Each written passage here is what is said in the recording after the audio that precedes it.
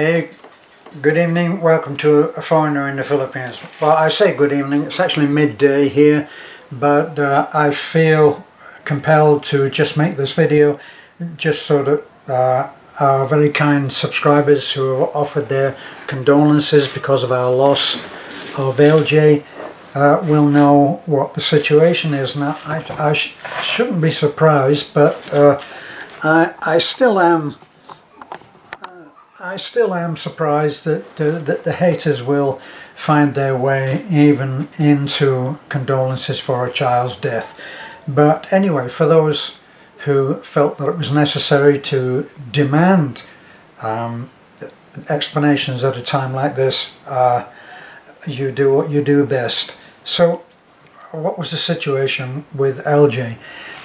Ljay was part of our close family, and yet she had enjoyed a here sometimes, away sometimes kind of relationship with us. She comes from a family from where we call a secret village in the mountains, and they live literally in the mountains. It's not the north face of the Eiger, right? It's not the Swiss mountains. These are rolling hills, and very often small villages are constructed, built, and small communities arise right on the peak of the various hilltops, mountains. And that's what had been the case with the family of Ljay. Now, Ljay, should explain, Ljay is the older sister, was the older sister of Lovely. Lovely is the little girl that we have fostered. Now, that came about because Ljay came, and as is, now if you're a foreigner and you're watching in another country, you're going to have to understand that this is the Philippines. It's it's not Kansas. And things are done differently here than what would be done in America or British or Australian or any of these. I hate to say it because of being politically correct or incorrect, civilized, advanced first world countries. Believe me, all of those countries are not so advanced in some ways. So our situation was that we were taking part in a little program that had been put together by a very generous man. This was early on, Steve, the Sandman Steve. Steve had an extremely emotional long-term relationship with a lady that he met and communicated with, and then met in, let me see, it was in Manila. And he found out about this lady, and she described her way of living to him. Sorry, some of this is quite difficult for me. But she described the way that she lived, and he was touched by that, and he arranged to come out and meet her, and it's a whole different video, but she later died, and I can't just dismiss it with saying that and then just going on. She developed, I think, cancer, and she died. And because of that, and because of aspects of their religion, their way of life and their relationship.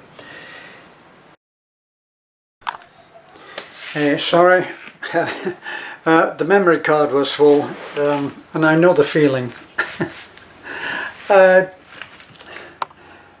I stopped because the dogs had started. You probably heard them, and I actually came back to find that the memory card was full. So one of those glitches. For the life of me, I can't remember quite what I was dealing with back then. This is an emotional video for me. Very difficult because all of your comments with the exception of a couple, are very important to us, and so we wanted to respond. Now, somebody I would count as a hater, because irrespective of whatever you feel about the Filipino way of life, ranting on about it when someone has just lost a child is not the way to go. And if you look at the way that that somebody who has a decency of heart would approach that, one person said, my condolences, and at some point when the time is better for you, perhaps you would let us know her age and how she died. I can take those kind of comments which are suggesting something and work with it. The other ones where they're saying, have you no shame? No. And so they will eventually just be blocked. Now, to get on to what actually happened, which is probably where I was before, we took her in there. Dr. C had not examined her. There's no examination. He judged that it was a psychological issue, so we would have to take her into the hospital. Now, they don't have any facilities to deal with this at the hospital, but there's a chain of events, of process, which must be gone through. You cannot do lots of things here. You cannot just go and say, I would like say an x-ray. You have to go to your doctor, and the doctor gives you a prescription which says you need an x-ray, and then you take that to the hospital and they will give you an x-ray, and then you take the x-ray back to the doctor and he then looks at it, and that's the way that they handle it here. So just checking. Yes, I'm still recording. I'd hate to be waffling away like this and have to do it all again. So we did that. They actually took the father and Ljay in. They gave them swab tests,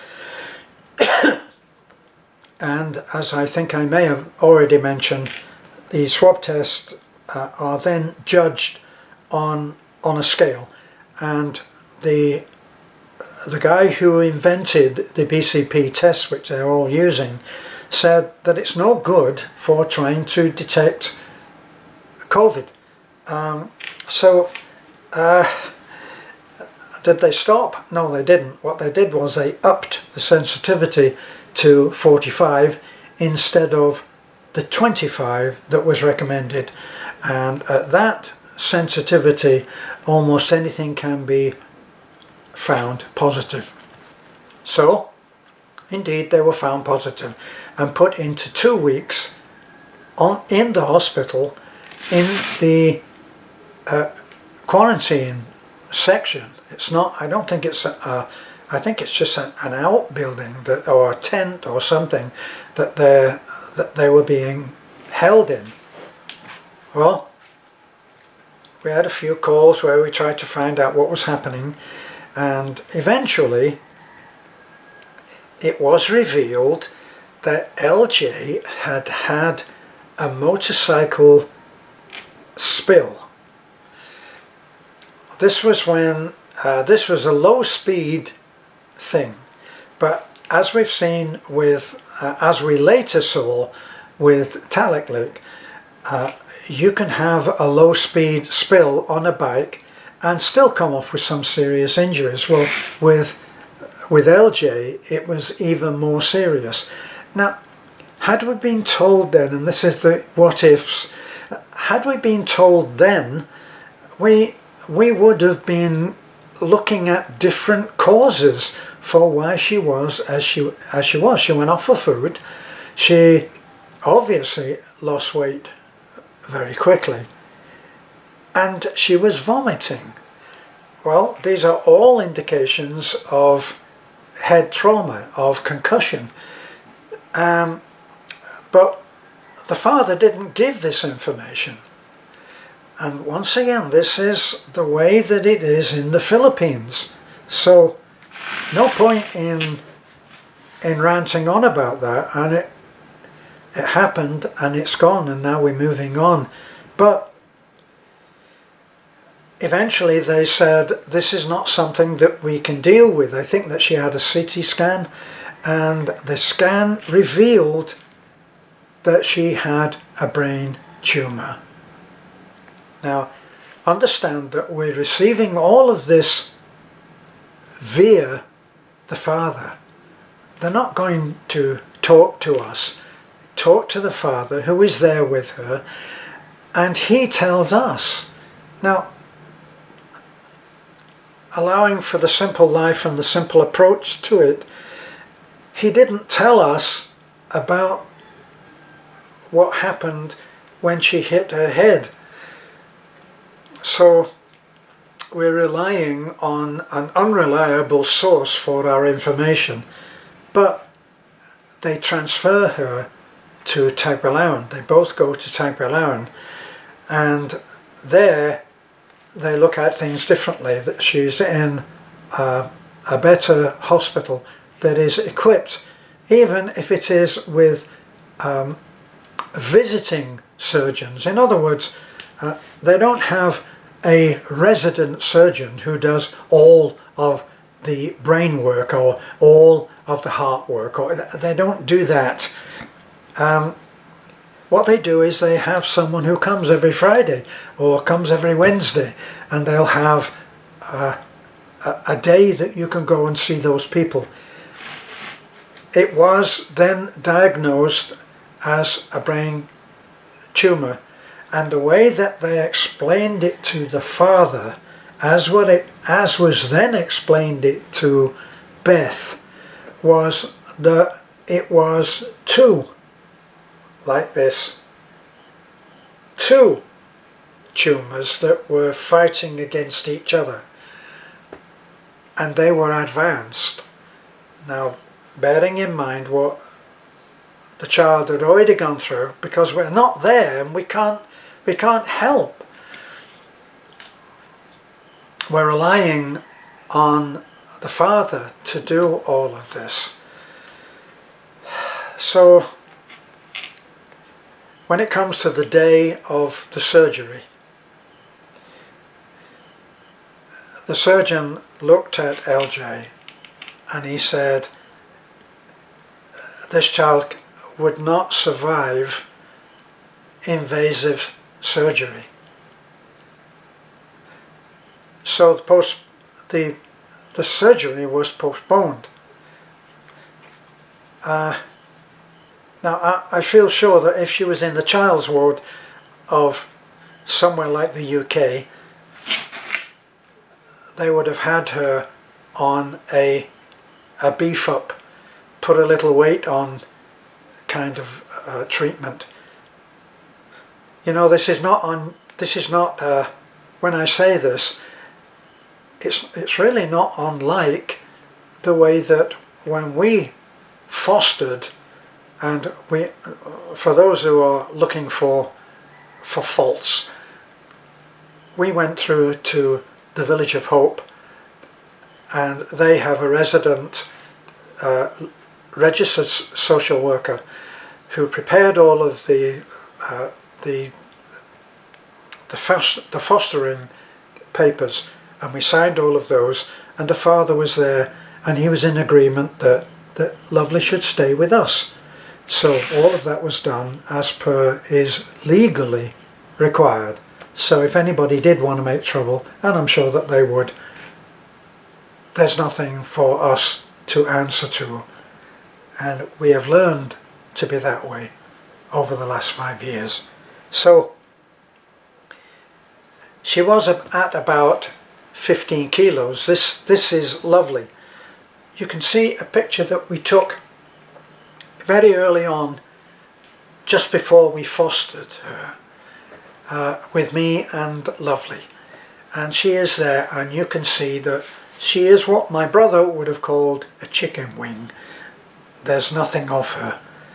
Now, she's doing great. I always joke and say that if eating is ever on the Olympics, she will be able to go and represent the Philippines and bring home the gold. So she's doing great. What can we say? That once the surgery was cancelled, they put they put LJ into the IC unit, where a few days later she died.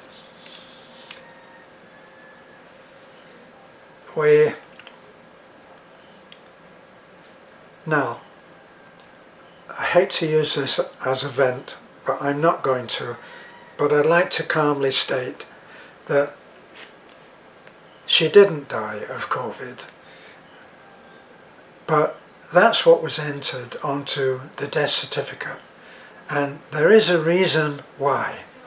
Because the father who is there and who they talk to about the death certificate is told that we know that she died of the brain tumour, but if we put on the death certificate that she died of COVID, then the hospital will meet all of the bills. Now, if you were the father with 2 or 3 kids at home and a job which pays maybe enough to put food on the table, what would you say if you were presented with that choice? So that's what happened there. But she didn't die of COVID any more than that story that's going around of the guy that went in after a car crash with multiple injuries, perfectly healthy before, and there is no way that they can meet the hospital bill, and if given the choice, what will they say? So much for statistics. Then we have the choice then. Well, there's no choice. We had to get LJ home. And we had to get her in the ground on the day that she leaves the hospital. We're required by law to get her in the ground. No viewing, no help in closure. Nothing for any of the children, any of the siblings, any of the people who love LJ from having closure by seeing LJ. Not an easy thing to do, to see her in the coffin, but it does bring home the fact that she's gone.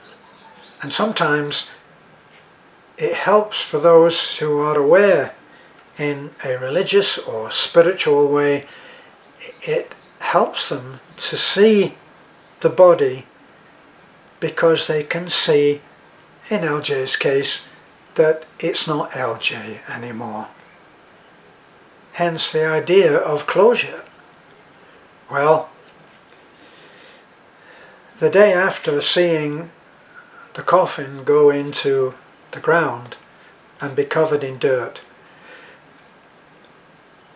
the day after, Lovely said to Beth, she asked Beth, Auntie Beth, is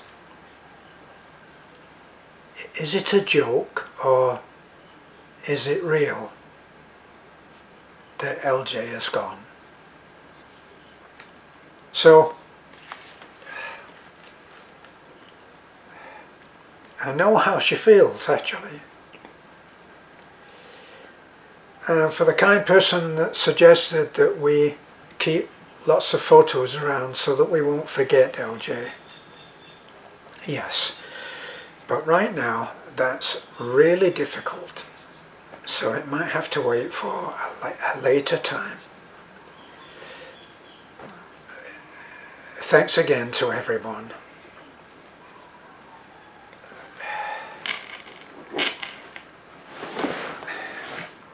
It's good that you wrote.